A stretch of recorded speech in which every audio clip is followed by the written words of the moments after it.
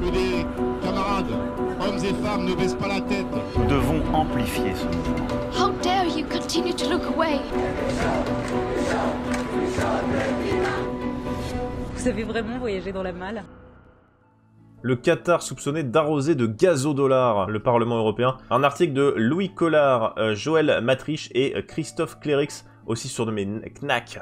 Knack. C'est un autre journal. Oh non. Moi je voulais que ce soit un surnom, que le mec s'appelle Knack. Salut Knack, ça va? Ça aurait été incroyable. La justice belge a lancé une vague de perquisitions vendredi 9 décembre au matin, à l'issue d'une enquête ouverte mi-juillet 2022 sur une organisation criminelle présumée infiltrée au cœur de l'Europe et soupçonnée d'ingérence dans la politique de l'Union et de corruption par le Qatar. On révélé le soir et Knack, donc Christophe Clérix, hein, qui est surnommé Knack bien sûr. Le gars, on va imposer qu'il s'appelle comme ça. La police judiciaire fédérale a mené au moins 17 perquisitions dans plusieurs communes bruxelloises et en périphérie. Pour le Qatar, il s'agirait de défendre sa Coupe du Monde de football tant décriée et les progrès supposés de l'Émirat sur les droits humains ou les conditions de travail des migrants. Parmi les personnes concernées par les perquisitions matinales, on dénombre 4 assistants parlementaires liés au groupe SED. Le bureau d'une assistante parlementaire de l'eurodéputée belge Marie Arena a été placé sous scellé judiciaire. J'étais là quand ça s'est passé, quand les personnes ont posé les scellés. C'est bien le bureau de mon assistante, mais on a posé ces scellés parce qu'elle a travaillé pour l'ONG Fight Impunity, je crois, en 2019. Le bureau des assistants de Marc Tarabella a lui aussi été mis sous scellé. Le bureau sous scellé n'est pas le mien, mais bien celui d'un assistant. Donc voilà, c'est pas le leur, hein. Il y a 2 députés, là, il y a le bureau de leurs assistants qui sont sous scellés, mais c'est pas eux.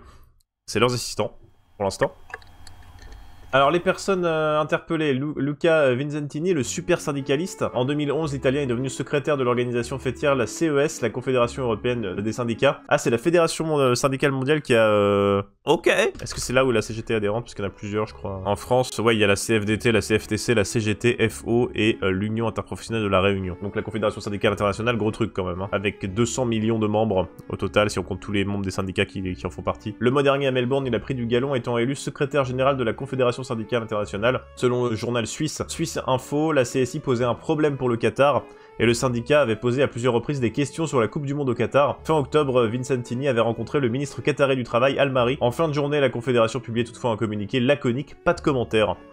Voilà. On a Antonio Panzeri, le porteur de cash, âgé de 67 ans. L'ancien eurodéputé Pier Antonio Panzeri est membre du mouvement démocrate et progressiste italien Articolo Uno. Il a fondé l'association sans but lucratif Fight Impunity, dont il assume aujourd'hui encore la présidence. L'association a pour première mission de promouvoir la lutte contre l'impunité en cas de violation grave des droits de l'homme et de crimes contre l'humanité. Un petit peu ironique quelque part. Donc évidemment, il ciblait des organisations qui...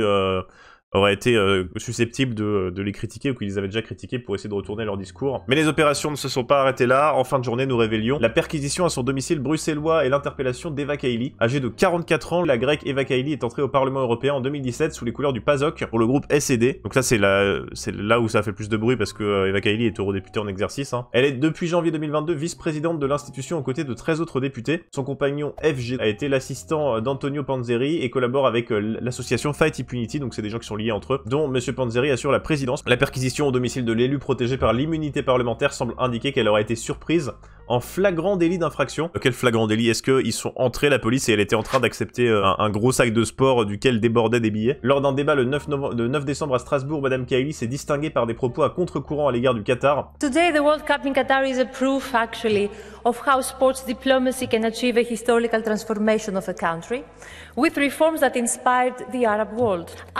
J'étais la seule à dire que le Qatar a été un leader en matière de droit du travail.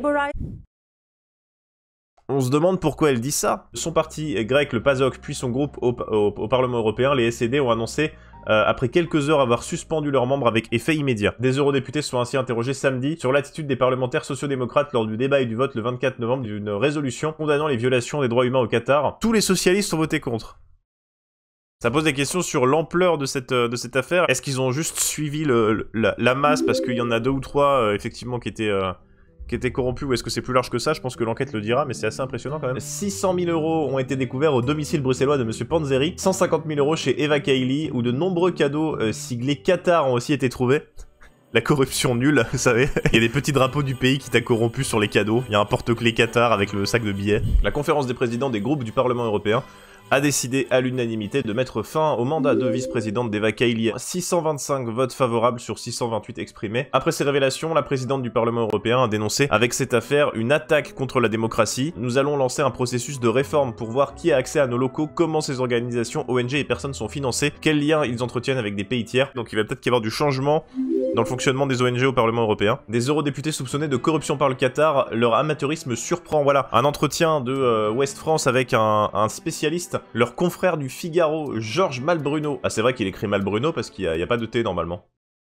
Ce qui me surprend, c'est l'amateurisme avec lequel ces députés européens se sont fait prendre. 600 000 € en cash à son bureau ou à son domicile, c'est quand même assez maladroit, hein. En général, ces pratiques sont anciennes et professionnelles, si j'ose dire. Il n'y a pas de traces, c'est généralement difficile de remonter la piste. L'autre chose à souligner, et d'ailleurs les enquêteurs belges l'ont relevé, c'est que c'est assez facile de retracer le réseau des amis du Qatar. Il suffit de regarder quel parlementaire européen, par exemple, s'oppose ou non à des résolutions hostiles au Qatar ou à l'Arabie Saoudite, ce qui ne veut pas dire que tous les membres de ces groupes d'amitié touchent de la thune. Allez, les amis, on va prendre... une grande inspiration. On va s'imaginer tranquillement en train de marcher au milieu de collines couvertes de blé. Vous marchez à travers les cailloux quand soudain vous marchez sur un caillou qui vous semble un peu différent des autres. Vous vous rendez compte au bout de quelques secondes qu'il s'agissait en fait du crâne d'Eric Ciotti. Les Républicains taclent passe décisive contre son camp.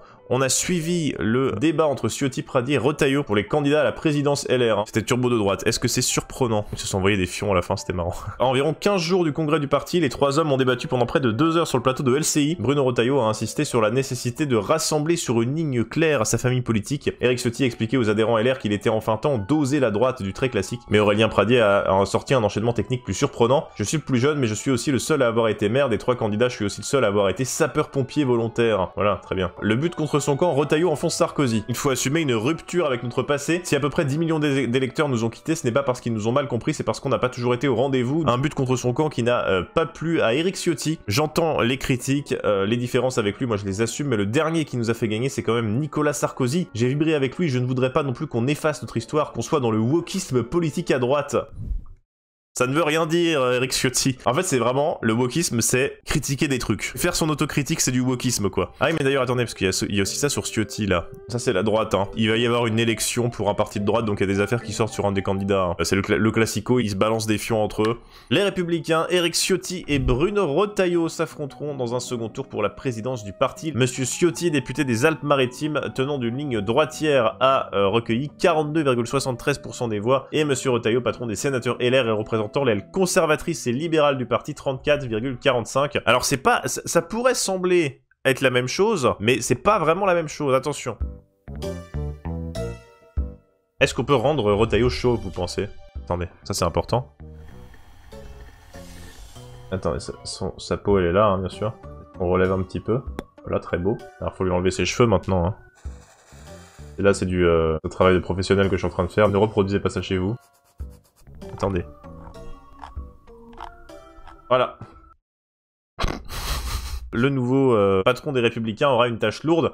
Le parti joue ni plus ni moins que sa survie. Après 3 défaites successives à l'élection présidentielle, dont les 2 dernières dès le premier tour, LR a vu sa surface politique se réduire. Son groupe à l'Assemblée n'est désormais composé que de 62 députés, quand le Rassemblement National en compte 89, 88 maintenant avec l'élection partielle. Premier finaliste à prendre la parole, Eric Ciotti s'est dit empli de joie, de confiance, d'espérance. Il a promis d'être le candidat de l'unité, du rassemblement sur une ligne de clarté, avec 3 piliers porteurs autour de l'autorité, l'identité pour que la France reste la France et la liberté. Si on avait dit il y a encore quelques années que Ciotti allait être président de LR, c'était pas si évident que ça, hein. C'est resté quand même un petit peu un Olibrius, tenant d'une ligne qui était pas majoritaire. Et maintenant, c'est probablement le futur président du parti.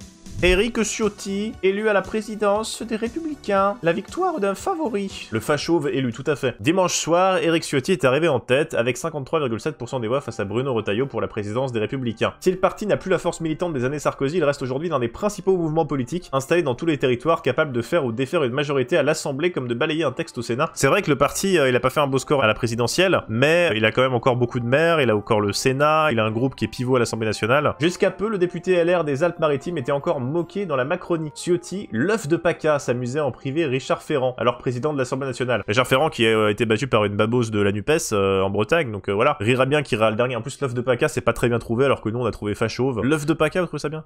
Je vous rappelle que si vous validez l'œuf de Paca, vous validez Richard Ferrand. Je dis ça, je dis rien. Allez, 5 minutes sans dire le mot chauve en parlant de Ciotti. Allez, on y va, c'est parti. Il est chauve? Putain, merde, raté. Désolé, j'ai essayé pourtant. L'affaire Grégoire Fournas à l'Assemblée, du nom de ce député RN, c'est mon erreur de campagne, confiait-il il y a quelques jours le candidat à un élu. Qu'est-ce qu'il avait dit sur l'affaire Grégoire Fournas? On sait pas s'il fallait qu'il soit raciste ou pas raciste pour gagner des points, hein. C'est compliqué la politique en France. Éric Ciotti, député des Alpes-Maritimes, a récolté de vives critiques des militants, estiment que sa condamnation hâtive. Ah, il a condamné de Fournas. Voilà, il a pas été assez raciste, du coup il a perdu des points. En privé, il le confie, la fin de campagne a été éprouvante. Ils sont même allés chercher dans le dossier médical de ma mère qui est décédée il y a 19 ans, glisse-t-il les larmes aux yeux. La polémique sur les emplois. Ça c'est la... Attention, les emplois fictifs traités par le Figaro. C'est qu'il faut quand même le lire, hein, ça. La polémique sur les emplois de son ex-épouse a impacté ses enfants moqués à l'école. Moi, je pensais que le fait que leur père soit Éric Ciotti, ça suffise, mais... Alors, que disent les gens de droite sur la droite? Voilà, c'est intéressant. Du haut de mes petits 52 ans, j'ai toujours voté à droite. D'abord RPR, puis MP, et enfin LR. Le constat? Cocu à chaque fois. Terminé maintenant. La seule fois où je revoterai pour eux, ce sera pour une NUPES de droite, allant de Zemmour à LR en passant par le RN et Onfray. Que j'aime beaucoup, un vrai gaulliste. On va mettre des noms au hasard. Voilà, pourquoi pas, hein.